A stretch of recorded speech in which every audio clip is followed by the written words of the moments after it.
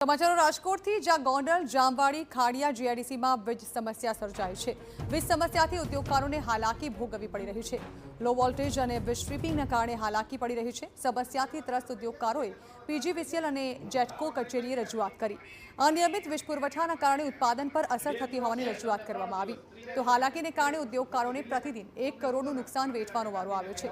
PGVCL અને જેટકોના અધિકારીઓ એકબીજા પર દોષારોપણ કર્યાનો દાવો કરાઈ રહ્યો છે। સમસ્યાનો ઉકેલ 3 દિવસમાં નહીં આવે તો ઉગ્ર આંદોલનની ઉચ્ચારાઈ છે ચીમકી। છેલ્લા 1 મહિનાથી કન્ટિન્યુ તકલીફ છે। દિવસમાં 2 વાર ટ્રીપિંગ આવે, ક્યારેક 3 વાર ટ્રીપિંગ આવે। ગઈકાલ આખું 66 કેવી સબસ્ટેશન બેસી ગયું, ત્યાં સુધી જેટકો વાળા એમ કહે છે કે પીજીવીસીએલ નો ફોલ્ટ છે, પીજીવીસીએલ વાળા કે જેટકો નો ફોલ્ટ છે। અલાવલી કેવો જેવું કરે, છલક છલાણું ઓલી ઘરે બાણું, બરોબર, મારું નથી તારું નથી, તો બિલ લેવા કોણ આવે છે, બરોબર। છેલ્લા 1 મહિનાથી આ તકલીફ છે। ફોન કરી તો ફોન ઉપાડતા નથી અને કન્ટિન્યુ સતત સવારે 7 થી બપોરના 12 સુધી તેમ સમજો ને લગભગ વોલ્ટેજ પૂરા આવતા જ નથી, કા વધારે આવે કા ઓછા આવે, બરોબર।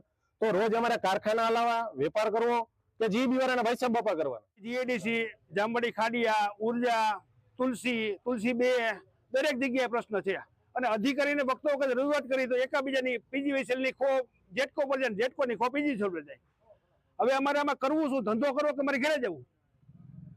આમને નહીં ચાલે તો અમારે યોગ્ય રસ્તો લઈને આનું ઉગ્ર આંદોલન કરવાની જરૂર પડશે।